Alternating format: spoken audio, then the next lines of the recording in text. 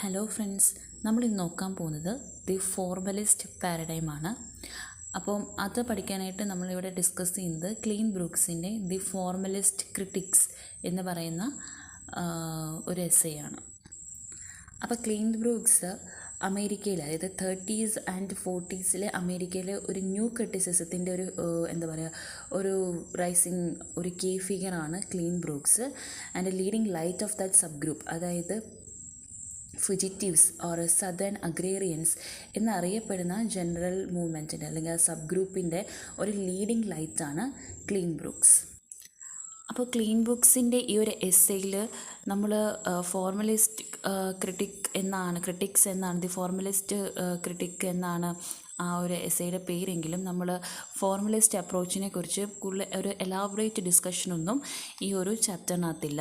ഇത് ജസ്റ്റ് ഒരു preliminary discussion of the tenets of formalism, അതിനെക്കുറിച്ച് ഒരു പ്രിലിമിനറി ഡിസ്കഷൻ മാത്രമേ ഉള്ളൂ.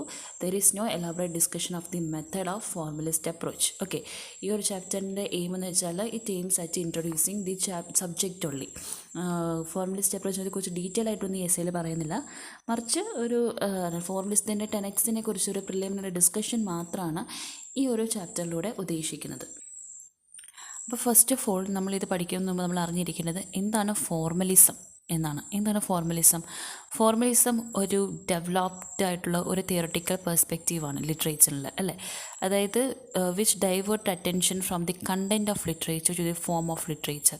അതായത് നമ്മൾ പറഞ്ഞു, നേരത്തെ നമ്മൾ ട്രഡീഷണൽ അപ്രോച്ച് പഠിച്ച് പറഞ്ഞു, അത് എന്താണ്, ഒരു ലിറ്ററേച്ചറിൻ്റെ ഒരു വർക്കിൻ്റെ കണ്ടൻറ്റിലും ആ വർക്കിൻ്റെ ഫോമിലും രണ്ടിനും തുല്യ പ്രാധാന്യം കൊടുക്കുന്ന അപ്രോച്ചാണ് ട്രഡീഷണൽ അപ്രോച്ച് എങ്കിൽ അതിന് നേരെ ഓപ്പോസിറ്റാണ് ഫോർമലിസ്റ്റ് അപ്രോച്ച് എന്ന് പറയുന്നത്. അതായത് അവർ എന്തിന് പ്രാധാന്യം കൊടുക്കുന്നില്ല, ഒരു ലിറ്ററേച്ചറിൻ്റെ കണ്ടൻറ്റിന് പ്രാധാന്യം കൊടുക്കുന്നില്ല, ഒരു ലിറ്ററേച്ചറിൻ്റെ ഫോമിനാണ് അവർ പ്രാധാന്യം കൊടുക്കുന്നത്. അപ്പോൾ ഫോർമലിസം എന്ന് പറയുന്നത് ഒരു ലിറ്ററേച്ചറിൻ്റെ കണ്ടൻറ്റിൽ നിന്നും ഒരു ലിറ്ററേച്ചറിൻ്റെ ഫോമിലേക്ക് നമ്മുടെ ശ്രദ്ധേനെ, അറ്റൻഷനെ ഡൈവേർട്ട് ചെയ്യുന്ന ഒരു തിയറട്ടിക്കൽ പെർസ്പെക്റ്റീവാണ് ഫോർമലിസം എന്ന് പറയുന്നത്. അപ്പോൾ ഇവിടെ ലിറ്ററേച്ചർ എന്തായിട്ടല്ല കണക്കാക്കപ്പെടുന്നത്, അതായത് ഒരു റിയാലിറ്റീനെ, ഒരു ക്യാരക്ടറിനെ, അല്ലെങ്കിൽ ഒരു ഇമ്പാർട്ട് മോറൽ, ഒരു ഇൻ്റലക്ച്വൽ ലെസൺസിനെ ഒന്ന് റെപ്രസെൻറ്റ് ചെയ്യുന്ന ഒരു ഘടകമായിട്ടല്ല ലിറ്ററേച്ചറിനെ കാണുന്നത്. മറിച്ച് it is considered as an object in its own right, അല്ലേ? ഓട്ടോണോമസ് ആയിട്ടാണ് ലിറ്ററേച്ചറിനെ കൺസിഡർ ചെയ്യുന്നത്. അതായത് literature is a unique mode of expression എന്നാണ് ഇവർ പറയുന്നത്. അപ്പോൾ ഈ ഫോർമലിസത്തിനെ ഒരു ക്രിട്ടിക്കൽ മൂവ്മെൻ്റായിട്ട് എസ്റ്റാബ്ലിഷ് ചെയ്ത ആദ്യത്തെ പയനിയേഴ്സ് ആരാണ്? റഷ്യൻ ഫോർമലിസ്റ്റുകളാണ്. റഷ്യൻ ഫോർമലിസ്റ്റാണ് ഈ ഫോർമലിസത്തിനെ ഒരു ക്രിട്ടിക്കൽ മൂവ്മെൻ്റായിട്ട് എസ്റ്റാബ്ലിഷ് ചെയ്തുകൊണ്ട് വന്നത്. അപ്പോൾ ഇവരുടെ ഈ ഒരു ഗ്രൂപ്പ്, അല്ലെങ്കിൽ ഈ ക്രിട്ടിക്സിൻ്റെ ഗ്രൂപ്പ് ഫ്ലറിഷ് ചെയ്ത് വളർന്ന് പന്തലിച്ച് വന്നത് ഏത് കാലഘട്ടത്തിലാണ്? 1917 1970 റെവല്യൂഷൻ കാലഘട്ടത്തിലാണ്. ഓക്കെ, അതായത് അപ്പോൾ ഇവരാണ് എന്നിൽ ഫോക്കസ് ചെയ്തത്, അതായത് ഇവരാണ് ലിംഗ്വിസ്റ്റിക് സ്റ്റഡീസിനെ ബേസ് ചെയ്ത് ഒരു വർക്കിന്, അല്ലെങ്കിൽ ഒരു ആർട്ടിൻ്റെ എന്തിലാണ് ഇവർ ഫോക്കസ് ചെയ്തുകൊണ്ടിരുന്നത്? ഫോംസിലും ടെക്നിക്സിലാണ്. Okay, so they were a group of critics who flourished during the period of 1917 revolution, who focused on artistic forms and techniques on the basis of linguistic studies.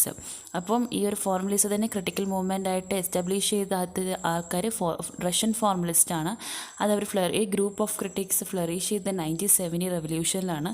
അന്നത്തെ സമയത്ത് അവരുടെ ഫോക്കസ് എന്തായിരുന്നു? Focused on artistic forms and techniques on the basis of linguistic studies.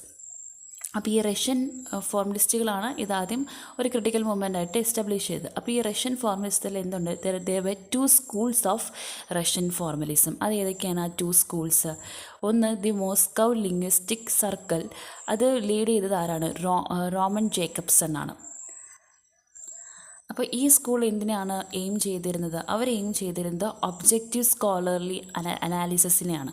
അതായത് verbal ആർട്ടിലെ ഒരു objective scholarly analysis ആണ് ഈ literary studies means ഇവർ ഫോക്കസ് ചെയ്തിരുന്നത്. അതാണ് ഒന്നാമത്തെ സ്കൂൾ, ഏത്? Moscow linguistic circle led by Roman Jakobson. The second school is the society for the study of poetic language. ഇത് ലീഡ് ചെയ്ത ആളാണ് വിക്ടർ ഷ്ലോവസ്കി. ഓക്കെ, അപ്പോൾ 2 സ്കൂൾസ് ഉണ്ട്. There were 2 schools of Russian formalism. The Moscow linguistic circle led by Roman Jakobson, who insisted that literary studies must engage in objective scholarly analysis of verbal art, and the Society for the Study of Poetic Language led by Victor Shklovsky. അപ്പോൾ ഇവരാണ് ഏത് theory introduce ചെയ്തത്? ഈ second school, the society for the study of poetic language led by Victor ഷ്ലോവസ്കിയാണ് theory of defamiliarization introduce ചെയ്യുന്നത്. എനിക്ക് തോന്നുന്നത് MG യൂണിവേഴ്സിറ്റിന് ഇതിലുള്ള PG സിലബസിനകത്ത് ഡീഫെമിലറൈസേഷനെ കുറിച്ച്, അത് ലിറ്റററി ക്രിറ്റിസിസം എന്ന് പറഞ്ഞ പേപ്പറിൽ അത് പഠിക്കാനുണ്ട്. അപ്പോൾ ആ ഒരു തിയറി ഇൻട്രൊഡ്യൂസ് ചെയ്തത് വിക്ടർ ഷ്ലോവസ്കിയാണ്. അപ്പോൾ ഈ ഒരു തിയറി അനുസരിച്ച് ഒരു object, according to this view, ഒരു ഒബ്ജക്റ്റിൻ്റെ അല്ലെങ്കിൽ ഒരു ആർട്ടിൻ്റെ ഒബ്ജക്റ്റ് എന്ന് വെച്ചാൽ ആ ഒബ്ജക്റ്റിനെ അൺഫെമിലിയർ ആക്കുക എന്നുള്ളതാണ്. According to this view, the object of art is to make objects unfamiliar. അതുപോലെ തന്നെ നമ്മൾ പോയട്രി എടുക്കുകയാണെങ്കിലോ, poetry is a kind of speech of its own. അതായത് ഓരോ പോയട്രിയുടെ അതിൻ്റെ റിതംസ് അതെങ്ങനെയാണ് ഡെവലപ്പ് ചെയ്ത് വരുന്നത്? They are developed that are peculiar to poetry, അല്ലേ? അതുപോലെ തന്നെ അതിന് ഡിഫറെൻറ്റ് ഷെയ്ഡ്സ് എന്ത് കൊടുക്കുന്നുണ്ട്? ആ ഒരു പോയട്രിക്കും ഡിഫറെൻറ്റ് മീനിങ്ങും ഒരു സിൻറ്റാറ്റിക്കൽ സ്ട്രക്ചേഴ്സൊക്കെ പ്രൊവൈഡ് ചെയ്യുന്നുണ്ട്. അതുപോലെ തന്നെ നമ്മൾ പറഞ്ഞ റഷ്യൻ ഫോർമലിസ്റ്റ് എന്തിനു ഫോക്കസ് ചെയ്തു? ഫോമിനും ടെക്നിക്സിലൊക്കെയാണ് അവർ ഫോക്കസ് ചെയ്യുന്നത്. അപ്പോൾ അവർ ഓരോ വർക്കിലെ ഫോം ആൻഡ് ടെക്നിക്സിനെ എംഫസൈസ് ചെയ്യുന്ന രീതി മറ്റ് ഉള്ള ന്യൂ ക്രിറ്റിക്സിൽ നിന്ന് വ്യത്യസ്തമായിരുന്നു. The Russian formalists' emphasis of form and technique were different in nature from that of the later new critics to which group Klein-Brooks belongs. അപ്പോൾ അങ്ങനെ അത് ക്ലെയിൻ-ബ്രൂക്സ് ബിലോങ് ചെയ്യുന്ന ന്യൂ ക്രിറ്റിക്സിൽ നിന്നും ഡിഫറെൻ്റ് ആയിരുന്നു ഈ റഷ്യൻ ഫോർമലിസ്റ്റുകളുടെ ഈ ഒരു ഫോംസ് ആൻഡ് ടെക്നിക്സിനെയൊക്കെ എംഫസൈസ് ചെയ്യുന്ന രീതി. ഈ ഫോർമലിസ്റ്റ് ആൾക്കാർ എങ്ങനെയാണ് വർക്കിനെ അനലൈസ് ചെയ്തിരുന്നത്? അവർ അനലൈസ് ചെയ്തത് കുറച്ചും കൂടി തിയോറിറ്റിക്കലായിട്ടാണ്. They seeking to understand the general nature, ലിറ്ററേച്ചറിൻ്റെ ജനറൽ നേച്ചറിനെ മനസ്സിലാക്കാനായിരുന്നു ഇവർ ശ്രമിച്ചുകൊണ്ടിരുന്നത്. അതായത് അതിൻ്റെ ഫോമിനെ അല്ലെങ്കിൽ ലിറ്റററി ഡിവൈസിനെ, ടെക്നിക്കൽ വശമായിരുന്നു അവർ കൂടുതലും ഫോക്കസ് ചെയ്തുകൊണ്ടിരുന്നത്. പക്ഷേ അതേസമയം ന്യൂ ക്രിറ്റിക്സ് എന്താണ്? They were more concern with the practice of close reading. അതായത് ഇവരും ക്രിറ്റിക്സാണ് ഫോർമലിസ്റ്റ്, പക്ഷേ അവർ കൂടുതൽ പ്രാധാന്യം കൊടുത്തത് ലിറ്റററി ഡിവൈസസിനും ഒരു ലിറ്ററേച്ചറിൻ്റെ ജനറൽ നേച്ചറിനെ മനസ്സിലാക്കാനാണെങ്കിൽ ന്യൂ ക്രിറ്റിക്സ് കുറച്ചുകൂടി കൺസേൺ ആയത് ഈ ഒരു ക്ലോസ് റീഡിങ്ങിലാണ്, അല്ലേ? വിത്ത് the practice of close reading of individual text, ഓരോ ടെക്സ്റ്റിനെ ക്ലോസ് ആയിട്ട് റീഡ് ചെയ്യുന്നതിലായിരുന്നു ന്യൂ ക്രിറ്റിക്സ് ഫോക്കസ് ചെയ്തിരുന്നത്. The focused on the text it self or the words on the page. അപ്പം ഇതാണ് ഫോർമലിസം എന്താണെന്നുള്ളതിനെക്കുറിച്ചുള്ള ഒരു എന്താ പറയുക, ഒരു ഔട്ട്ലൈൻ. ആൻഡ് ക്ലെയിൻ-ബ്രൂക്സ്, അതായത് ഈ ന്യൂ ക്രിറ്റിക്സ് എങ്ങനെയാണ് ഇവരായിട്ട് ഡിഫറൻഷ്യേറ്റ് ചെയ്യപ്പെടുന്നത് എന്നൊക്കെ ഉള്ളതാണ് അതിൻ്റെ ഒരു ഔട്ട്ലൈൻ എന്ന് പറയുന്നത്. ഇനി നമുക്ക് എസ്സേയുടെ സമ്മറിയിലേക്ക് പോവാം. അപ്പോൾ ക്ലെയിൻ-ബ്രൂക്സിൻ്റെ ഈ ഒരു എസ്സേ തുടങ്ങുന്നത് തന്നെ ഒരു സ്റ്റേറ്റ്മെൻറ്റിലൂടെയാണ്. അതായത് ക്ലെയിൻ-ബ്രൂക്സ് പറയുന്നത്, instead of explaining his views on formalist ക്രിറ്റിസിസത്തിനെ കുറിച്ചുള്ള അദ്ദേഹത്തിൻ്റെ കാഴ്ചപ്പാട് എക്സ്പ്ലെയിൻ ചെയ്തതിന് പകരം അദ്ദേഹം എന്ത് ചെയ്യാനാണ് പറയുന്നത്? ഈ ഒരു ഫോർമലിസത്തെക്കുറിച്ചുള്ള ആൾക്കാരുടെ മിസ്അണ്ടർസ്റ്റാൻഡിങ്സിനും ഒബ്ജെക്ഷൻസിനെ കുറിച്ചൊക്കെയുള്ള കുറച്ച് മറുപടികൾ താൻ തരാം എന്നാണ് ക്ലെയിൻ-ബ്രൂക്സ് പറയുന്നത്. Klein-Brooks begins this essay with the statement that instead of explaining his views on formalist criticism, he will answer some misunderstandings and objections to formalism. അപ്പോൾ ഈ ഫോർമലിസ്റ്റ് ക്രിറ്റിസിസക്കാർ മെയിനായിട്ട് ചെയ്യുന്ന എന്താണ്?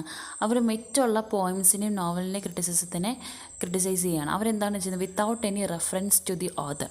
അതായത് ഒരു നോവലിനെ ആണല്ലോ ഒരു പോയത്തിനെ ആണല്ലോ ഇവർ ക്രിറ്റിസൈസ് ചെയ്യുന്നത് അത് എഴുതിയ ഓതറിനെ റെഫറൻസ് ചെയ്യാതെയാണ്, അല്ലേ? അപ്പം ക്ലെയിൻ-ബ്രൂക്സ് പറയുന്നത് ഏറ്റവും കൂടുതൽ ഒബ്ജെക്ഷൻസ് ഉയർത്തേണ്ടത് ഇവരുടെ ഈ എഴുത്തുകാരെ അവഗണിക്കുന്ന ഇവരുടെ ഈ രീതിക്കെതിരെയാണ് ഒരു ഒബ്ജെക്ഷൻ ഉയർത്തേണ്ടത് എന്നാണ് ക്ലെയിൻ-ബ്രൂക്സ് തൻ്റെ എസ്സേയിലൂടെ പറയുന്നത്. Much objection has been raised against this neglect of the author. ഇവർ ആരെയാണ് അവോയ്ഡ് ചെയ്യുന്നത്?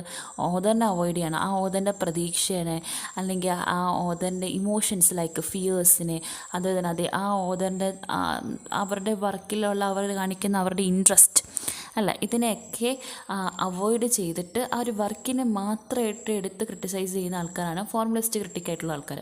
അപ്പോൾ അവരുടെ ഈ രീതിനെയാണ് നമ്മുടെ ക്ലെയിൻ-ബ്രൂക്സ് ഇവിടെ ഒബ്ജക്റ്റ് ചെയ്യുന്നത്. അതിനെതിരാണ് ഒബ്ജെക്ഷൻ കൊടുക്കുന്നത്. അപ്പോൾ ക്ലീൻ ബ്രൂക്സ് പറയുന്നത് ദേ call it A hollow bloodless criticism.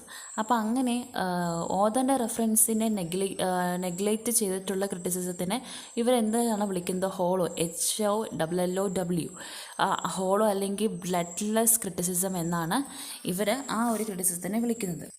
അപ്പോൾ ഒരു കോളേജ് ടീച്ചറിന് ഒരിക്കലും ഈ ഒരു രീതിയെ ഫോളോ ചെയ്യാൻ പറ്റില്ല. കാരണം അവരിപ്പോഴും സ്കൂളുകളിലാണെങ്കിലും കോളേജുകളിലാണെങ്കിലും ഇപ്പോഴും തിയറി അല്ലെങ്കിൽ എസ്സേസ് ഒക്കെ പഠിപ്പിക്കുമ്പോഴത്തേക്ക് നമ്മൾ നേരത്തെ പഠിച്ച ട്രഡീഷണൽ അപ്രോച്ചിന് അവർ ഫോളോ ചെയ്യുന്നത്. ബിക്കോസ് ദേ ക്യാൻ, കാരണം അവർ ഒരു വർക്ക് എഴുതി അല്ലെങ്കിൽ അതിൻ്റെ പിന്നിലുള്ള കാര്യങ്ങളെ അല്ലെങ്കിൽ ആ ഒരു വ്യക്തി, ആ എഴുത്തുകാരന് ഒരു ഗ്രേറ്റ് വാല്യൂ ആണ് ട്രഡീഷണൽ അപ്രോച്ച് കൊടുക്കുന്നത്. അപ്പോൾ നമ്മൾ ടീച്ചേഴ്സ് ആണെങ്കിലും സ്റ്റുഡൻസ് ആണെങ്കിലും ആ ഒരു ട്രഡീഷണൽ അപ്രോച്ചാണ് ഫോളോ ചെയ്യുന്നത്.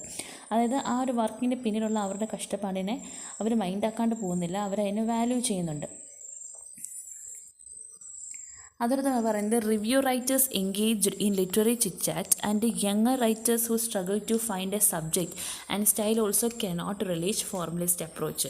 അതായത് റിവ്യൂ റൈറ്റേഴ്സിനോ അല്ലെങ്കിൽ പുതിയ യങ്ങർ റൈറ്റേഴ്സ്, അതായത് ഒരു സബ്ജക്റ്റ് കണ്ടെത്താൻ സ്ട്രഗിൾ ചെയ്യുന്ന ആ പുതിയ എഴുത്തുകാർക്ക് പോലും എന്ത് ഫോളോ ചെയ്യാൻ പറ്റില്ല, ഈ ഫോർമലിസ്റ്റ് അപ്രോച്ച് ഫോളോ ചെയ്യാൻ പറ്റില്ല എന്നാണ് ക്ലീൻ ബ്രൂക്സ് പറയുന്നത്. അതാണ് ഒരു ഫസ്റ്റ് ഒബ്ജക്ഷനായിട്ട് ആര് പറയുന്നത്? ക്ലീൻ ബ്രൂക്സ് പറയുന്നത്. അതായത് ഇവരുടെ നെഗ്ലേറ്റ് ഓഫ് ദി ഓതർ, ആ ഒരു രീതി ശരിയല്ല എന്നാണ് ക്ലീൻ ബ്രൂക്സ് പറയുന്നത്. ഇനി ഇവർക്കെതിരെയുള്ള സെക്കൻഡ് ചാർജ് എന്താ? The second charge against formalism is that it neglects the reader also. ഓതറിനെ മാത്രമല്ല ഇവർ അവഗണിക്കുന്നത്, റീഡറിനെ ഇവർ പുല്ലുവില കൽപ്പിക്കുന്നത്, അവർ അവഗണിക്കുകയാണ് ചെയ്യുന്നത്. Wordsworth wrote his poems with a view to his readers. അപ്പം വേർഡ്സ്വർത്തിനെ പോലുള്ള എഴുത്തുകാരൊക്കെ അവരുടെ പോയം ചുമ്മാ എഴുതി വെക്കല്ല അവർ ചെയ്തത്. അവരുടെ വർക്കിനെ വായിക്കുന്ന വായനക്കാരെ മനസ്സിൽ കണ്ടുകൊണ്ടാണ് അവരെഴുതിയത്. അല്ല, അവർക്ക് വേണം ചുമ്മാ അവരുടെ ഇമോഷൻസ് ഡംപ് ചെയ്തിട്ട് പോയാൽ മതി. പക്ഷെ അവരെന്ത് ചെയ്തു? അവരുടെ റീഡേഴ്സിനെ മാനിച്ച് അവരുടെ പെർസ്പെക്റ്റീവിൽ നിന്നുകൊണ്ടാണ് അവരുടെ വർക്ക് എഴുതുന്നത്, അല്ലേ? അപ്പോൾ അത്രയും റീഡേഴ്സിനെ മാനിക്കുന്ന റൈറ്റേഴ്സ് ഉള്ളിടത്താണ് ഈ ഫോർമലിസക്കാർ ഓതറിനെ നെഗ്ലേറ്റ് ചെയ്യുന്നു, അതിൻ്റെ ഒപ്പം തന്നെ റീഡേഴ്സിനെ അവർ നെഗ്ലേറ്റ് ചെയ്യണം. അപ്പം ആദ്യം ഓതേഴ്സിനെ അവഗണിക്കുന്നതിനെതിരെയാണ് ഒബ്ജെക്ഷൻസ് വരുന്നത്. രണ്ടാമത്തെ ഇവർക്ക് എഗൈൻസ്റ്റുള്ള ചാർജ് എന്ന് പറയുന്നത് നെഗ്ലേറ്റ്സ് ദി റീഡർ എന്നുള്ളതാണ്. അപ്പോൾ ബ്രൂക്സ് എന്താ ഇവിടെ ആർഗ്യൂ ചെയ്യുന്നത്? Brooks argues that a literary work is not a seamless garment. ഒരു ലിറ്റററി വർക്ക് ഒരു സീംലെസ് ഗാർമെൻ്റ് അല്ല എന്നാണ് ബ്രൂക്സ് പറഞ്ഞത്. That cannot be separated into parts. Criticism എന്താണ് ഇവിടെ ഡിമാൻഡ് ചെയ്യുന്നത്? അതായത് നമ്മൾ വർക്കിനെയും ഓതറിനെയും രണ്ടായിട്ട് രീതിയിൽ ഡിസ്റ്റിങ്ക്റ്റ് ചെയ്തിട്ട് വേണം നമ്മൾ സ്റ്റഡി ചെയ്യാനായിട്ട്. Criticism demands that we must draw distinctions between A work and it's author. അപ്പോൾ ബ്രൂക്സ് പറഞ്ഞത് ഈ ഫോർമലിസ്റ്റ് ക്രിറ്റിക്സുകാർക്ക് അറിയാം, നന്നായിട്ടറിയാം, ഒരു ലിറ്ററേച്ചർ ചുമ്മാ അങ്ങ് സംഭവിക്കുകയല്ല, അല്ല, ഒരു വർക്ക് ചുമ്മാ അങ്ങ് നൂലെ പൊട്ടി വരുന്നതല്ല എന്നുള്ളത് ഈ ഫോർമലിസ്റ്റ് ക്രിറ്റിക്കുകാർക്ക് അറിയാം എന്നാണ് ബ്രൂക്സ് പറയുന്നത്. അത് അവർക്കറിയാം, അത് ചുമ്മാ നടക്കുന്നതല്ല. But it's produced by a man, ഒരു മനുഷ്യൻ, അല്ലെങ്കിൽ അതിൻ്റെ പുറകിൽ ഒരു ഓതറുണ്ട്, ഒരു എഴുത്തുകാരനുണ്ട്, അല്ലാണ്ട് ചുമ്മാ പൊട്ടിമുളച്ച് വന്നതല്ല എന്നുള്ളത് ഇവർക്കറിയാം. Okay, and that this man have different motives in writings. അപ്പോൾ അങ്ങനെ ചുമ്മാ ഉണ്ടായി വരുന്ന ഒരു വർക്കല്ല, ആ വർക്ക് എഴുതുന്ന ഒരാളുണ്ട്. അപ്പോൾ ആ എഴുതുന്ന ആൾക്ക് അവരെ ഈ കാര്യം എഴുതുന്നതിന് അവരുടേതായ കാരണങ്ങളും മോട്ടീവ്സും ഉണ്ട് എന്നുള്ളത് ആർക്കറിയാം? ഈ ഫോർമലിസ്റ്റ് ക്രിറ്റിക്സിന് അറിയാം എന്നാണ് ബ്രൂക്സ് പറയുന്നത്. The formalist critic knows well that literature does not happen but is produced by men, and that these men have different motives in writing. അതേപോലെ തന്നെ ഈ ഫോർമലിസ്റ്റ് ക്രിറ്റിക്സിന് എന്തറിയാം? അവർക്കറിയാം ഈ ബുക്സ് എഴുതപ്പെടുന്നത് ആർക്ക് വേണ്ടിയിട്ടാണ്? റീഡേഴ്സിന് വേണ്ടിയിട്ടാണ് ഓരോ വർക്കുകളും എഴുതപ്പെടുന്നത് എന്നുള്ളതും ഈ ഒരു ഫോർമലിസ്റ്റ് ക്രിറ്റിക്കുകൾക്ക് അറിയാം. അതായത് the readers who recreate dum well the read. ഇപ്പോൾ റീഡേഴ്സ് ഓൾറെഡി എഴുതപ്പെട്ട ഒരു സാധനം വായനക്കാർ വായിക്കുമ്പോൾ അത് വീണ്ടും റീക്രിയേറ്റ് ചെയ്യപ്പെടുകയാണ്. അപ്പോൾ അങ്ങനെ റീക്രിയേറ്റ് ചെയ്യുന്ന റീഡേഴ്സിന് വേണ്ടിയാണ് ഓരോ വർക്കുകളും എഴുതപ്പെടുന്നത് എന്നുള്ളതും ആർക്കറിയാം? ഈ ഫോർമലിസ്റ്റ് ക്രിറ്റിക്കുകൾക്ക് അറിയാം. അവർക്കും എന്തുണ്ട്? ഇൻട്രസ്റ്റും കപ്പാബിലിറ്റി ഉണ്ട് എന്നുള്ളത് ഇവർക്ക് അറിയാം എന്നാണ് ബ്രൂക്സ് പറയുന്നത്. The formalist critic knows well that literature does not happen but is produced by men and that this men have different motives in writing. He also knows that books are written for the readers who recreate them while they read, that they also have interest and capability. പക്ഷേ ഇതെല്ലാം അറിയാമെങ്കിലും അവരുടെ ആർഗ്യുമെൻറ്റിൽ, അവരുടെ ഫാക്റ്റിൽ തന്നെ അല്ലെങ്കിൽ അവരുടെ വിശ്വാസത്തിൽ തന്നെ അവർ ഉറച്ചു നിൽക്കുകയാണ്. That is consent primary. അതായത് ഒരു വർക്ക് എന്ന് പറയുന്നത്, അല്ലെങ്കിൽ ഒരു ക്രിറ്റിസിസം എന്ന് പറയുന്നത്, അത് പ്രൈമറിലി ആ ഒരു വർക്കിനെ മാത്രം ബേസ് ചെയ്തിട്ടുള്ളതാണ് എന്നുള്ള ഇവരുടെ വിശ്വാസത്തിൽ തന്നെയാണ്. എന്നിട്ടും ഇതെല്ലാം അറിയാമായിരുന്നിട്ടും അവർ സ്റ്റിക്ക് ഓൺ ചെയ്ത് നിൽക്കുന്നത്. അവരെന്താ പറയുന്നത്? അവരെന്തുകൊണ്ടാണ് വർക്കിൽ മാത്രം ഫോക്കസ് ചെയ്യുന്നത്? ഇവർ പറയുന്നത് ഒരു ഓഥറിൻ്റെ മെൻ്റൽ പ്രോസസ്സിനെ കുറിച്ചുള്ള ആൾക്കാരുടെ സ്പെക്കുലേഷൻസ്, ഊഹാപോഹങ്ങൾ ഒരു ക്രിട്ടിക്കിനെ എന്നിൽ നിന്ന് അകറ്റും, ആ വർക്കിൽ നിന്ന് അകറ്റിയിട്ട് ഏതെങ്കിലും ഒരു ബയോഗ്രഫി അല്ലെങ്കിൽ സൈക്കോളജിയിൽ കൊണ്ടുപോയി എത്തിക്കും എന്നാണ് ഇവർ ആർഗ്യൂ ചെയ്യുന്നത്. സ്റ്റഡീസ്, അപ്പോൾ അങ്ങനത്തെ സ്റ്റഡീസ് എന്താണ് ഡിസ്ക്രൈബ് ചെയ്യുന്നത്? Describe the process of composition, not the structure of the thing composed. അപ്പോൾ അങ്ങനത്തെ രീതിയിലുള്ള പഠനങ്ങൾ എന്താണ് പ്രോസസ്സ് ചെയ്യുന്നത്? കോമ്പോസിഷനെയാണ് പ്രോസസ്സ് ചെയ്യുന്നത്, അല്ലാണ്ട് ആ ഒരു കോമ്പോസ്റ്റ് ആയിട്ടുള്ള തിങ്ങിൻ്റെ സ്ട്രക്ചറിനെ അല്ല സ്റ്റഡി ചെയ്യുന്നത് എന്നാണ് ഈ ഫോർമുലിസ്റ്റ് ക്രിട്ടിക്കുകൾ ആർഗ്യൂ ചെയ്യുന്നത്. അപ്പോൾ ഇത് മാത്രമല്ല, ഇങ്ങനെ ഒരു ഓഥറിൻ്റെ മെൻ്റൽ പ്രോസസ്സിൻ്റെ ഊഹാപോഹങ്ങൾ മാത്രമല്ല വർക്കിൽ നിന്ന് അകറ്റിയ ബയോഗ്രഫി അല്ലെങ്കിൽ സൈക്കോളജി എന്നതിലേക്ക് കൊണ്ട് എത്തിക്കുന്നത്. മറിച്ച് എന്താണ്, അതായത് റീഡിങ്സിൻ്റെ various explorations of the various readings of the work. അതുപോലെ തന്നെ ഓരോ വർക്കും എങ്ങനെയാണോ ഓരോ വ്യത്യസ്ത വായനക്കാരിൽ വ്യത്യസ്തമായ ഇംപ്രഷൻസ് ഉണ്ടാക്കുന്നത്. ഇതെല്ലാം ഒരു ക്രിട്ടിക്കിനെ വർക്കിൽ നിന്ന് മാറ്റി ഒരു സൈക്കോളജിയിലേക്ക് അല്ലെങ്കിൽ ഹിസ്റ്ററി ഓഫ് ടേസ്റ്റിലേക്ക് കൊണ്ട് എത്തിക്കുക എന്നാണ് ഈ ഫോർമുലിസ്റ്റ് ക്രിട്ടിക്കുകൾ ആർഗ്യുമെൻ്റ് ചെയ്യുന്നത്. അതിൻ്റെ ഉദാഹരണമായിട്ട് അവർ പറയുന്നുണ്ട്, I.A. റിച്ചാർഡിൻ്റെ ബുക്കിൽ പ്രാക്ടിക്കൽ ക്രിറ്റിസിസം എന്ന് പറയുന്ന ബുക്കിനകത്ത് കാണിക്കുന്നുണ്ട് എങ്ങനെയാണ് ഒരേ പോയം വ്യത്യസ്ത വായനക്കാരിൽ വ്യത്യസ്ത ഇംപ്രഷൻസ് എങ്ങനെയാണ് ക്രിയേറ്റ് ചെയ്യുന്നത് എന്നുള്ളത്. I.A. Richards in his book practical criticism has shown how the same poem makes different impressions on different readers. ഇതേ സെയിം പ്രോബ്ലം നമുക്ക് ഷേക്സ്പിയറിൻ്റെ സ്റ്റേറ്റ്മെൻറ്റ്സിനകത്ത് ഇലസ്ട്രേറ്റ് ചെയ്യപ്പെടുന്നതായിട്ട് കാണാം. The same problem is illustrated by the statement that Shakespeare's plays. അതുപോലെ തന്നെ ഡെന്നിൻ്റെ പോയത്തിലൊക്കെ നമുക്ക് കാണാൻ സാധിക്കും. Why differently understood from century to century. നൂറ്റാണ്ടുകൾ സെഞ്ചുറീസ് കഴിയുന്നതനുസരിച്ച് ഈ ഷേക്സ്പിയറിൻ്റെ ഡെൻസിൻ്റെയൊക്കെ സ്റ്റേറ്റ്മെൻറ്റുകൾ അല്ലെങ്കിൽ അവരുടെ പ്ലേസ് പോംസൊക്കെ വായനക്കാർ മാറുന്നതനുസരിച്ച് അത് മനസ്സിലാക്കുന്നത്, കോംപ്രിഹെൻഡ് ചെയ്യുന്ന രീതികളും വ്യത്യസ്തമായി വരുന്നത് നമുക്ക് കാണാൻ സാധിക്കും. അപ്പോൾ ഈ ഒരു രീതി, അതായത് കാലഘട്ടങ്ങൾ മാറുന്നതനുസരിച്ച് ഓരോ റീഡേഴ്സ് പല വ്യാഖ്യാനങ്ങൾ ഇൻ്റർപ്രിട്ടേഷൻസ് കൊണ്ടുവരുന്ന കണ്ടപ്പോൾ ഈ ഫോർമുലിസ്റ്റ് ക്രിട്ടിക്സ് എന്ത് പറഞ്ഞു? ഈ ഒരു ഫെനോമെന എന്താക്കുന്നതാണ് പറയുന്നത്? ഒരു യഥാർത്ഥ വർക്കിൽ നിന്ന് വായനക്കാർ ഒരുപാട് ദൂരേക്ക് കൊണ്ടുപോകുന്നതായിട്ട് ഇവർ ഒബ്സർവ് ചെയ്യണം. അപ്പോൾ അത് അപകടമായിട്ട് കണ്ടതുകൊണ്ടാണ് ഇവർ ഈ ഫോർമുലിസ്റ്റ് ക്രിട്ടിക്സ് ഒരു ലിറ്ററേച്ചറിൻ്റെ കണ്ടന്റിന് പ്രാധാന്യം കൊടുക്കാതെ സ്ട്രക്ചറിനും ഫോമിനും പ്രാധാന്യം കൊടുക്കുന്നത്. The formalist critic observes this phenomena as wandering away from the work itself. അപ്പം അങ്ങനെ പറഞ്ഞിട്ട് ക്ലീൻ ബ്രൂക്സ് തൻ്റെ എസ്സേയിൽ ഒരു 2 അസംഷൻസ് പറയുന്നുണ്ട്. He makes 2 assumptions. First one എന്ന് വെച്ചാൽ അതായത് relevant part of the author's intention. അതായത് ഒരു വർക്ക് എഴുതുമ്പോൾ ഒരു ഓതറിൻ്റെ ഇൻറ്റൻഷൻ ആയിരിക്കും ആ വർക്കിലുണ്ടായിരിക്കുക. അതാണ് ഒരു assumptions. The relevant part of the author's intention is what he got into the work. രണ്ടാമത്തെ വെച്ചാൽ അവിടെ ഒരു ഐഡിയൽ റീഡർ കാണും. ആ ഐഡിയൽ റീഡറിൻ്റെ വ്യൂ പോയിൻ്റ് ആയിരിക്കും ഒരു സ്റ്റാൻഡേർഡായിട്ട് അല്ലെങ്കിൽ ഒരു നോവൽ അല്ലെങ്കിൽ ഒരു പോയത്തിൻ്റെ സ്ട്രക്ചർ ഫോക്കസ് ചെയ്യാൻ വേണ്ടിയിട്ട് ഒരു സ്റ്റാൻഡേർഡായിട്ട് നമ്മൾ എടുക്കുന്നത് ഈ ഐഡിയൽ റീഡറിൻ്റെ വ്യൂ ആയിരിക്കും. അപ്പോൾ ഈ 2 അസംഷൻസാണ് ക്ലീൻ ബ്രൂക്സ് തൻ്റെ എസ്സേയിൽ നടത്തുന്നത്. He makes 2 assumptions. One, that the relevant part of the author's intention is what he got into the work. The second is that there must be an ideal reader whose view can be taken as a standard to focus upon the structure of the poem or novel. അപ്പോൾ നമ്മൾ പറഞ്ഞു ഒരു ideal reader ഉണ്ടായിരിക്കും എന്നുള്ളത് നമ്മൾ ഒരു assumption നടത്തി. അപ്പോൾ വീണ്ടും അവിടെ ഒരു ഒബ്ജെക്ഷൻ റേസ് ചെയ്യുകയാണ്. എന്താണ് objection? That there is no ideal reader. അവിടെ അപ്പോൾ എന്താണ്, ഒരു ഐഡിയൽ റീഡർ ഇല്ല. ഐഡിയൽ റീഡർ ഉണ്ടെങ്കിലല്ലോ ഈ വ്യൂ പോയിൻ്റ് ഉണ്ടാവുള്ളൂ. അതിനെ സ്റ്റാൻഡേർഡായിട്ട് കണ്ടിട്ട് നമുക്ക് അതിൻ്റെ ബേസിൽ ഒരു പോയത്തിൻ്റെ നോവലിൻ്റെ സ്ട്രക്ചർ നമുക്ക് ഫോക്കസ് ചെയ്യാൻ പറ്റുള്ളൂ. പക്ഷേ ഇവിടെ വേറൊരു ഒബ്ജെക്ഷൻ റേസ് ചെയ്ത് എന്താണെന്ന് വെച്ചാൽ that is there is no ideal reader. അവിടെ എന്താണ്, except that the critic arrogantly puts himself in the place. ആ ഒരു ക്രിട്ടിക്ക് തന്നെയാണ് സ്വയം ഐഡിയൽ റീഡറിൻ്റെ പ്ലേസ് എടുക്കുന്നത്. ആ ഒരു പ്ലേസിൽ ഈ ക്രിട്ടിക്ക് തന്നെയാണ് ഐഡിയൽ റീഡർ, അല്ലാണ്ട് ഒരു ഐഡിയൽ റീഡറായിട്ടൊരാൾ ഇല്ല എന്നാണ് ഇവിടെ പറയുന്നത്. അപ്പോൾ ഈ ഐഡിയൽ റീഡറിനെ എടുക്കണമെങ്കിൽ the desperate alternative is to admit that one person's reading is as good as another.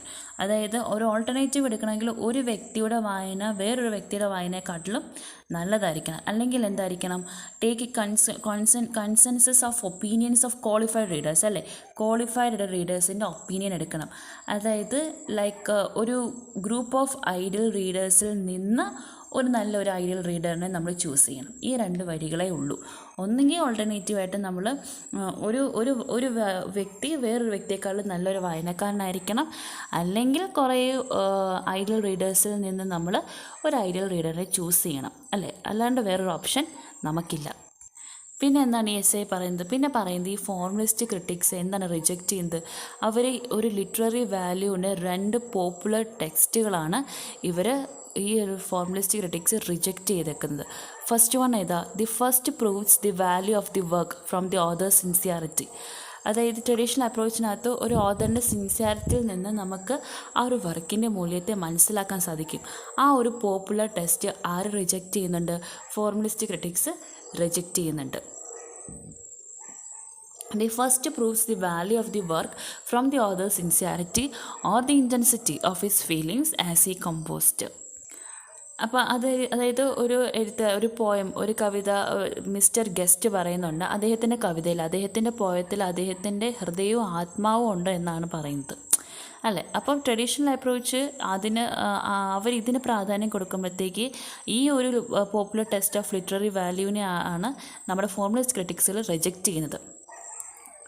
പിന്നെ ഹെർണസ്റ്റ് ഹെമിംഗ്വേ പറയുന്നുണ്ട്, said that he regarded his last novel the best. അപ്പോൾ ഈ both this claims are baseless. അതെന്തുകൊണ്ടാണ് ഇവിടെ ഈ 2 വാദങ്ങളും baseless ആണെന്ന് പറയുന്നത്? കാരണം because neither the poems of mister Guest പറഞ്ഞ ഈ ഒരു പോയവും ഹെമിംഗ്വേയുടെ ഈ ലാസ്റ്റ് നോവൽ എന്തല്ല, is no great work of literature. അതുകൊണ്ട് നമുക്ക് മിസ്റ്റർ ഗസ്റ്റ് പറഞ്ഞതുപോലെ മിസ്റ്റർ ഗസ്റ്റ് എന്താ പറഞ്ഞത്? അതായത് അദ്ദേഹത്തിൻ്റെ പോയത്തിലും അദ്ദേഹത്തിൻ്റെ ഫുൾ ഹാർട്ടും സോളും എല്ലാം ഉണ്ട് എന്നാണ്. ഹെർണസ്റ്റ് പറയുന്നത് അദ്ദേഹത്തിന് ഏറ്റവും ബെസ്റ്റ് നോവൽ അദ്ദേഹത്തിൻ്റെ ലാസ്റ്റ് നോവലാണ്. പക്ഷേ ഇതെല്ലാം ബേസ്ലെസ് എന്ന് പറയാൻ കാരണം വെച്ചാൽ ഇത് 2 എന്തായിട്ട് കൺസിഡർ ചെയ്യപ്പെടുന്നില്ല, ഒരു ലിറ്ററേച്ചറിൻ്റെ ഗ്രേറ്റ് വർക്ക് ഓഫ് ലിറ്ററേച്ചറായിട്ട് കൺസിഡർ ചെയ്യപ്പെടുന്നില്ല. അതുകൊണ്ടാണ് ഇവരുടെ ഈ 2 ക്ലെയിംസും ബേസ്ലെസ് ആണ് എന്ന് പറയുന്നത്. പിന്നെ വേറെ രീതി പറയുന്നത് എ ഹൗസ്മാൻ എന്താണ് പറയുന്നത്? അദ്ദേഹം ഒരു എറോണിയസ് കമൻറ്റ് നടത്തിയിട്ടുണ്ട്. അദ്ദേഹം പറയുന്നത് നല്ലൊരു പോയം വായിക്കുമ്പോഴത്തേക്ക് അദ്ദേഹത്തിൻ്റെ താടി ബ്രിസിലിംഗ് ചെയ്യും എന്നാണ് അദ്ദേഹം പറയുന്നത്. അപ്പോൾ ഈ ഒപ്പീനിയൻ അല്ല എന്താണ് പറയുന്നത്? This opinion tell something about Housman and nothing about the poem. അപ്പോൾ ഇങ്ങനത്തെ ഓരോ ഓതേഴ്സ് അല്ലെങ്കിൽ റൈറ്റേഴ്സിന് എന്താണ് തോന്നുന്നത് എന്നാണ് ഇപ്പം പറയുന്നത്. അതായത് എന്താണ് മിസ്റ്റർ ഗസ്റ്റിന് താങ്കളുടെ പോയത്തിനെ കുറിച്ച് തോന്നിയത്, എന്താണ് ഹെർണസ്റ്റ് ഹെമിംഗ്വേയ്ക്ക് അദ്ദേഹത്തിൻ്റെ നോവലിനെ കുറിച്ച് തോന്നിയത്, എന്താണ് ഹൗസ്മാൻ എന്ന് തോന്നിയത്. അങ്ങനെ അവരുടെ തോന്നലുകൾ, അവരുടെ ഇമോഷൻസാണ് പറയുന്നത്. അപ്പോൾ ഇവിടെയാണ് നമ്മുടെ ഫോർമലിസ്റ്റ് ക്രിട്ടിക്സ് പറയുന്നത് ഈ ഒപ്പീനിയൻസ് എല്ലാം പറയുന്നത് എന്താണ് ഈ ഹൗസ്മാൻ അല്ലെങ്കിൽ ഈ ഓതേഴ്സിന് തോന്നിയത് എന്നതാണ് പറയുന്നത്. അല്ലാണ്ട് എന്താണ് നത്തിങ് അബൌട്ട് ദി പോയത്തിനെ കുറിച്ചല്ല ഇതൊന്നും പറയുന്നത് എന്നാണ് അവർ പറയുന്നത്. അപ്പോൾ അവർ ചോദിക്കുന്നത്, ഈ ഫോർമലിസ്റ്റ് ക്രിട്ടിക്സ് ചോദിക്കുന്നത് whether all criticism is self എഫേസിങ് and analytic, അല്ലേ, ഒരു സെൽഫായിട്ടുള്ള ഒന്നാണോ ക്രിറ്റിസിസം എന്നാണ് അവർ ചോദിക്കുന്നത്. ഒരിക്കലല്ല, അല്ലേ. In fact, the critic may have other interest also, as trying to get an audience for a new author or comparing 2 authors or editing a text, etc. But this other interest cannot overwhelm him to forget a specific task as a critic. അപ്പോൾ അങ്ങനെയൊക്കെ ചെയ്യണമെങ്കിൽ, അതായത് ഒരു self എഫേസിങ്ങിന് വേണ്ടി അനലറ്റിക്കിന് വേണ്ടിയിട്ടാണ് criticism നടത്തുന്നതെങ്കിൽ അവരെന്താണ് പറയുന്നത്, അങ്ങനെയാണെങ്കിൽ ആ ക്രിട്ടിക്കിന് വേറെ എന്തോ ഒരു ഇൻട്രസ്റ്റ് ഉണ്ട്. അതായത് മേ ബി അവർക്ക് പുതിയ ഓഡിയൻസിനെ ഒപ്പിച്ചു കൊടുക്കുക എന്നുള്ളതായിരിക്കാം, അല്ലെങ്കിൽ 2 ഓതേഴ്സിനെ കമ്പയർ ചെയ്യുക, അല്ലെങ്കിൽ ടെക്സ്റ്റുകൾ എഡിറ്റ് ചെയ്യുക, അങ്ങനത്തെ വേറെ പല ബിസിനസ്സുകൾ ഉണ്ടായിരിക്കും എന്നാണ് ഇവർ പറയുന്നത്, അല്ലേ. അപ്പോൾ എന്ത് തന്നെ ഇൻട്രസ്റ്റ് ഉണ്ടെങ്കിലും അത് ഒരിക്കലും ഒരു ക്രിട്ടിക്കിൻ്റെ സ്പെസിഫിക് ആയിട്ടുള്ള ടാസ്കിനെ മറക്കുന്ന രീതിയിലുള്ള ഒന്നാവരുത് എന്നാണ് ഈ ഫോർമലിസ്റ്റ് ക്രിട്ടിക്സ് പറയുന്നത്. ചില റൈറ്റേഴ്സ് എന്താണ് അവർ ഭയങ്കര ക്രിട്ടിക്കൽ അനാലിസിസ് ഒക്കെ ആയിട്ട് അവർ മടുത്തു. അവർക്ക് എന്താവണം, അവർ കുറച്ചുകൂടി ബ്രൈറ്റർ അല്ലെങ്കിൽ കുറച്ചുകൂടി അമേച്വർ ആയിട്ടുള്ള ഒരു ഹ്യൂമൻ ക്രിറ്റിസിസമായിട്ട് മാറണം അവർക്ക്. അതായത് എസ്സേ പറയുന്നത് ഈവൻ യൂണിവേഴ്സിറ്റി ലെക്ചേഴ്സിനും റിവ്യൂ റൈറ്റേഴ്സ്, ന്യൂസ് പേപ്പറിൽ റിവ്യൂ റൈറ്റേഴ്സിന് പോലും എന്ത് വേണം, അവർക്കും ഒരു സംതിങ് മോർ എക്സൈറ്റിംഗ് ആയിട്ടുള്ള ക്രിറ്റിസിസമാണ് അവർക്കും വേണ്ടത് അല്ലേ. Some writers are tired with drab critical analysis and want to be relieved by brighter and more amateur and more human criticism. University lecturers and review writers in news paper columns also want something more exciting as criticism. അപ്പോൾ ഈ എല്ലാ കാര്യത്തിനും Cleanth Brooks എന്താണ് മറുപടി കൊടുക്കുന്നത്? He answers them that his critic has a modest task. അദ്ദേഹത്തിൻ്റെ ക്രിട്ടിക്കിന് ഒരു മോഡസ്റ്റ് ടാസ്ക് ഉണ്ട്. അതെന്താണ്? Criticism must go hand in hand with creation. അതായത് ഒരു ക്രിയേറ്റീവായിട്ടുള്ള ഒരു ആർട്ടിസ്റ്റ് എപ്പോഴും എന്തുമായിട്ട് ടച്ചിലായിരിക്കണം? Always be touch with vigorous criticism. അതായത് Ezra Pound had done a critic's job well. എങ്ങനെയാണ് ആ ജോബ് വെല്ലായിട്ട് അവർ ചെയ്തത്? ബൈ ഹെൽപ്പിംഗ് സെവറൽ റൈറ്റേഴ്സ് അല്ലേ, in the technique of writing poetry. Poetry എഴുതാനുള്ള ടെക്നിക്സിൽ എഴുത്തുകാരെ സഹായിച്ചാണ് എസ്രാ പോൺ നല്ലൊരു ക്രിട്ടിക് അല്ലെങ്കിൽ ക്രിട്ടിക് ജോബ് ചെയ്തത്. അതുപോലെ ലയണൽ ട്രില്ലിംഗ് എന്ന് പറയുന്ന ഒരു എഴുത്തുകാരൻ, അദ്ദേഹം ഒരു ഫോർമലിസ്റ്റ് അല്ല. പക്ഷെ അദ്ദേഹത്തിൻ്റെ രീതികൾ, അദ്ദേഹത്തിൻ്റെ കാഴ്ചപ്പാട്, അതായത് ഫോക്നറും ഹെമിംഗ്വേയെക്കുറിച്ചൊക്കെയുള്ള അദ്ദേഹത്തിൻ്റെ ഒബ്സർവേഷൻസ് കാരണം അദ്ദേഹം ഏകദേശം ഈ ഫോർമലിസ്റ്റ് സൈഡിലായിട്ട് വരും. അദ്ദേഹം he is not a formalist himself but almost comes to the side of the formalist in his observations about Faulkner and Hemingway. കാരണം ട്രില്ലിംഗ് എന്താണ് പറയുന്നത്? ട്രില്ലിംഗ് പറയുന്നത് Faulkner and Hemingway are indebted to Freud and Spengler for ideas. അതായത് ഇവർ പറയുന്നത് ഈ Faulkner ഹെമിംഗ്വേയും ഫ്രൂയിഡിനും സ്പെങ്ലറിൽ നിന്നാണ് അവർ ഐഡിയാസ് കടമെടുക്കുന്നത്. And yet both this writers have insisted on the indifference to ideas എന്നാണ് ആര് പറയുന്നത്? ട്രില്ലിംഗ് പറയുന്നത്. അവർ ഈവൻ ഫ്രൂയിഡിൽ നിന്ന് സ്പെങ്ലറിൽ നിന്നാണ് ഐഡിയാസ് കടമെടുക്കുന്നതെങ്കിൽ പോലും ഈ റൈറ്റേഴ്സ് എന്താണ് ഇൻസിസ്റ്റ് ചെയ്യുന്നത്? അവരുടെ ഐഡിയാസ് ഇൻഡിഫറൻ്റ് ആണ് എന്നാണ് അവർ വാദിക്കുന്നത്. ട്രില്ലിംഗ് എന്താണ് പറയാണ്? പിന്നെയും തുടർന്ന് ട്രില്ലിംഗ് പറയാണ് ഈ ബോത്ത് റൈറ്റേഴ്സ്, ഈ രണ്ട് റൈറ്റേഴ്സിലും എന്താണുള്ളത്, ഇവർ ഈ രണ്ട് എഴുത്തുകാരും അവരുടെ വർക്കിൽ ഭയങ്കര ഇൻറ്റൻസായിട്ടാണ് അവരവരുടെ വർക്ക് ചെയ്യുന്നത്. അവരെന്തിനാണ് വർക്ക് ചെയ്യുന്നത്? ലൈഫിലുള്ള മമത അല്ലേ, ഒരു റീകൽസിസ്റ്റൻറ്റ് സ്റ്റഫിനെ കുറിച്ചാണ് അവർ എഴുതുന്നത് എന്നാണ് ആര് പറയുന്നത്? ട്രില്ലിംഗ് പറയുന്നത്. Trilling continues that both this writers are intensely at work upon the recalcitrant stuff of life. അപ്പം ട്രില്ലിംഗ് പറഞ്ഞ ഈ ഒരു ഫൈനൽ സ്റ്റേറ്റ്മെൻറ്റ് തന്നെ എന്തൊരു ഇൻഫറൻസ് ആണ്? അതായത് അങ്ങനെ ഒരു സ്റ്റേറ്റ്മെൻറ്റ് അല്ലെങ്കിൽ ഇങ്ങനെ ഒരു ഒപ്പീനിയൻ ട്രില്ലിംഗ് പറഞ്ഞത് പോലും എന്തുകൊണ്ടല്ല, ഫോക്നറിൻ്റെ നോവൽസിൻ്റെ ക്വാളിറ്റി കൊണ്ടാണ്. മറിച്ച് എന്തുകൊണ്ടല്ല, അതായത് ഫോക്നറിനെ കുറിച്ച് എവിടെയോ കേട്ടത് കൊണ്ടല്ല ട്രില്ലിംഗ് ഇത് പറഞ്ഞത്, മറിച്ച് ഫോക്നറിൻ്റെ നോവൽസിൻ്റെ ക്വാളിറ്റി കൊണ്ടാണ് ട്രില്ലിംഗ് ഇങ്ങനെ ഒരു സ്റ്റേറ്റ്മെൻറ്റ് അവിടെ പറഞ്ഞത്. അതേപോലെ തന്നെ ട്രില്ലിംഗ് വേറൊരു കാര്യം കൂടെ ആർഗ്യൂ ചെയ്യുന്നത് എന്താണത്? Trilling argues further that the writer has achieved an aesthetic effect by a mental process which is the same as how discursive ideas are conceived. അതുപോലെ തന്നെ പറയുന്നത് വെച്ചാൽ literature literature is not inimical to ideas, മറിച്ച് it thrives upon ideas. മനസ്സിലായോ? അതായത് literature ഒരു ഐഡിയാസിൻ്റെ ശത്രുവല്ല literature എന്ന് പറയുന്നത്, മറിച്ച് ഇറ്റ് ട്രൈവ്സ് അപ്പോൺ ഐഡിയാസ്. പക്ഷേ അത് കൃത്യമായ രീതിയിലല്ല അത് പ്രസൻറ്റ് ചെയ്യപ്പെടുന്നത്. It does not present ideas aptly. കാരണം ലിറ്ററേച്ചർ എന്താണ്? ഐഡിയാസിനെ എന്തുമായിട്ട് ഇൻവോൾവ് ചെയ്യുന്നുണ്ട്? അതായത് പ്രോസസ് ഓഫ് ക്രിയേഷനായിട്ടാണ് ഇൻവോൾവ് ചെയ്യുന്നത്. The literary critic's job is to dealt with involvement. ഈ ഒരു ഇൻവോൾവ്മെൻറ്റുമായിട്ട് ഡീൽ ചെയ്യലാണ് ഒരു ക്രിട്ടിക്കിൻ്റെ ജോലി എന്ന് പറഞ്ഞുകൊണ്ടാണ് ഈ ഒരു എസ്സേ വൈൻഡപ്പ് ചെയ്യുന്നത്. So hope all you understand the essay. Thank you.